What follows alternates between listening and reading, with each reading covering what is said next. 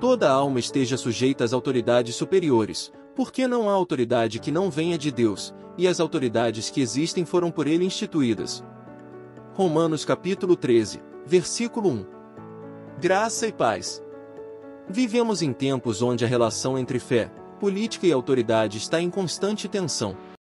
Há crises de liderança, corrupção, injustiças sociais e repressão. O que a Bíblia nos ensina sobre como o cristão deve se portar diante das autoridades governamentais? Romanos capítulo 13 é um dos textos mais objetivos e, ao mesmo tempo, mais desafiadores sobre o tema. Neste capítulo, o apóstolo Paulo ensina que os cristãos devem ser cidadãos exemplares, obedientes às leis civis, responsáveis com seus deveres, e marcados pelo amor. Este é um capítulo que nos convida à maturidade espiritual.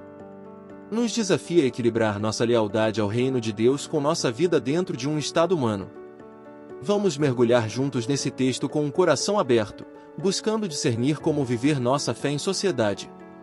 O tema da mensagem de hoje é Cristãos e autoridades, vivendo com responsabilidade e amor em um mundo caótico. Vamos à reflexão deste capítulo. 1. Sujeição às autoridades, uma questão espiritual. Versículos 1 a 5. Paulo começa com uma afirmação ousada: toda autoridade é instituída por Deus. Isso não significa que todo governante seja justo ou temente a Deus, mas que a ordem e o princípio de autoridade são parte do plano divino para conter o caos e promover o bem comum. A submissão às autoridades é um ato de obediência a Deus, desde que não conflite com os princípios da fé cristã. Como Pedro e João disseram diante do Sinédrio, antes importa obedecer a Deus do que aos homens. Atos dos Apóstolos capítulo 5, versículo 29. O cristão deve ser crítico sim, mas não rebelde. Deve protestar contra o mal, mas sem violência. A desobediência civil só é legítima quando se trata de preservar a fidelidade a Deus. Fora disso, nosso chamado é viver em paz. 2. A responsabilidade cívica e o testemunho cristão. Versículos 6 e 7.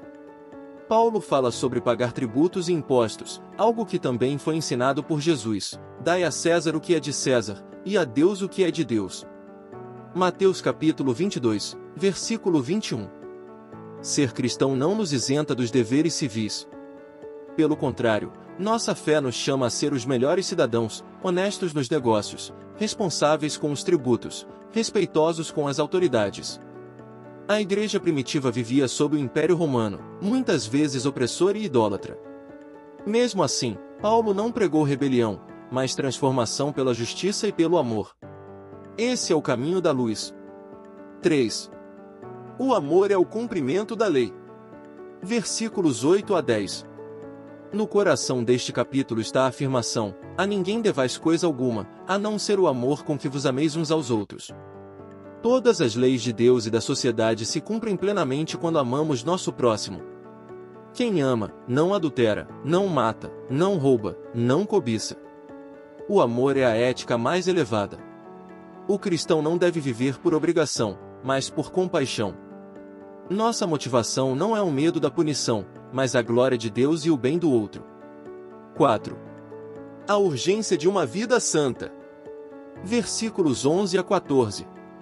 Paulo encerra o capítulo com um alerta espiritual: já é hora de despertarmos do sono, porque a nossa salvação está agora mais perto do que quando no princípio cremos. Ele nos convida a abandonar as obras das trevas, bebedices, imoralidades, invejas, e a revestir-nos do Senhor Jesus Cristo, vivendo de modo digno, sóbrio e vigilante. Somos filhos da luz. Precisamos viver com a consciência de que o tempo é curto. A volta de Cristo se aproxima. A noite está quase acabando, e o dia logo raiará. Aplicações práticas para o dia a dia. A. Ore pelas autoridades. Mesmo que você não concorde com o governo atual, ore por ele. A Bíblia nos ordena isso. Primeira carta a Timóteo capítulo, versículos 1 e 2. B. Cumpra seus deveres civis. Seja um contribuinte honesto, respeite as leis de trânsito, vote com consciência. C. Pratique o amor. Não basta evitar o mal, é preciso fazer o bem, ajudar o próximo, acolher o necessitado, ser gentil no trato. D. Rejeite as obras das trevas. Examine sua vida. O que precisa ser abandonado hoje? Que hábitos precisam ser substituídos? E. Vista-se de Cristo. Cultive a mente de Cristo, o caráter de Cristo, a humildade de Cristo. Seja luz no meio da escuridão. O livro de Romanos capítulo 13 é um chamado à responsabilidade. A fé cristã não nos tira do mundo, mas nos insere nele com um novo propósito.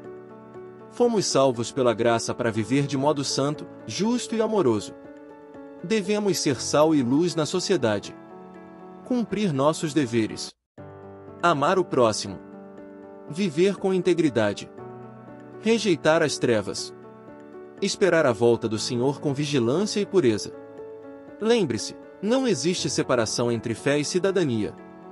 O cristão verdadeiro glorifica a Deus também na forma como se comporta na vida pública. Agradeço a você que leu ou ouviu esta mensagem com atenção. Que o Espírito Santo te ajude a viver com sabedoria, coragem e amor em meio aos desafios de nossa geração. Continue buscando a vontade de Deus e vivendo sua fé com integridade. Oração final.